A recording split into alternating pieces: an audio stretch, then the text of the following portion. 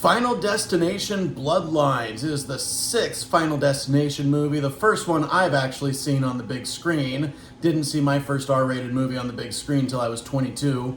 That's a whole other story. Not getting into that today. Let's get into Final Destination 6. Welcome back to Movie Health Community, the internet's #1 source of health warnings at the movies.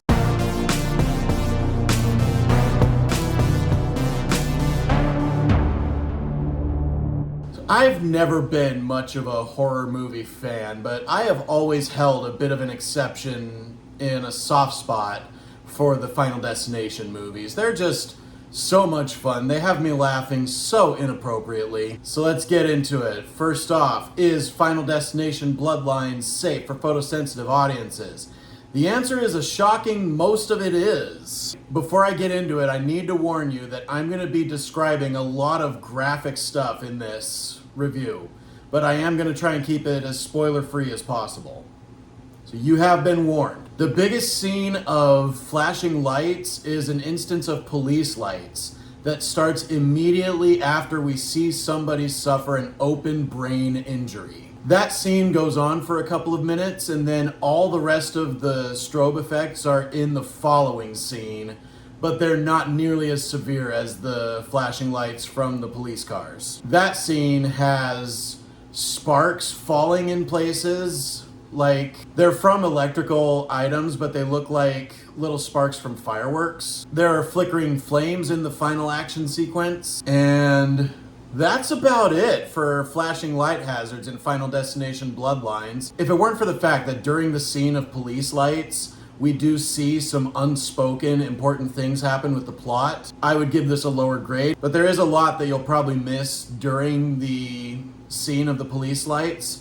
So I'm gonna give Final Destination Bloodlines a 6 out of 10 for flashing lights. In terms of motion, there are just a couple of scenes taking place inside a moving RV, but the biggest motion risk happens in the opening sequence of this movie, which takes place in a building modeled after the Space Needle in Seattle or the Strat in Las Vegas. There's a building a lot like that a big horror sequence takes place in at the very beginning of this movie. And they utilize that location very effectively. So acrophobics, beware. And then in terms of other mental health stuff, including the acrophobic nature of the opening scene, we have a visibly nauseous person, a child dying a horrible bloody death, and a degloving injury. And that's all just in the opening scene. We have one scene that has close-ups of a tongue being pierced and a tattoo being applied. We have very close close-ups of both of those happening. And of course, throughout this whole movie, there are quite a few loud jump scares. So between the loud jump scares and the bloody and gory deaths that there are, that are pretty normal to this series, that covers all the regular horror movie bases. That does it for all our mental health warnings. Now let's talk about if this movie's any good. If you have a really dark sense of humor, like if you find yourself laughing very inappropriately at the other Final Destination movies, this movie does nothing to help that. You're gonna laugh inappropriately like I did. Now, this movie's biggest flaw is that it's very predictable. From the opening scene, it's very clear what is going to be revealed about the opening scene, and it plays out exactly like you'd expect.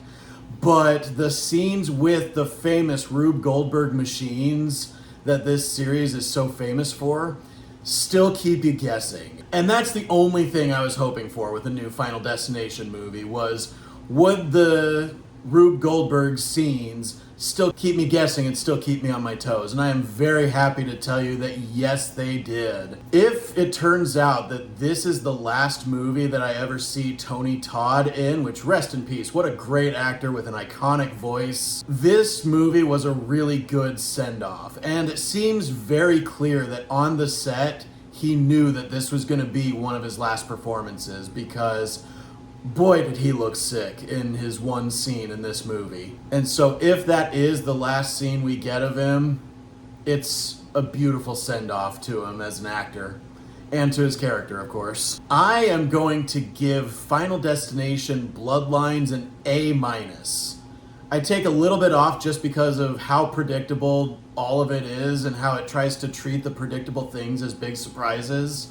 But man, I had so much fun watching all the Rube Goldberg machines unfold. Thank you so much to our readers on Tumblr and Facebook, and as always, an extra special thanks to our patrons over on our Patreon page whose names are scrolling on the screen like credits right now. Extra special welcome to our new $5 patron who joined this week. Thank you so much. Next week, for our review and evaluation of the Lilo and Stitch remake, we do have a couple of fun surprises for you guys, so stay tuned for that. As a reminder, nothing produced by Movie Health Community is medical advice, nor has any of it ever been reviewed by any medical professionals. Be sure to leave a like on this video, hit that subscribe button, hit the bell icon if you want to be notified when we post new videos, and leave a comment if you have anything to add to this discourse about Final Destination Bloodlines, especially if you disagree with anything I've said. We love hearing from you. And as always, stay safe at the movies.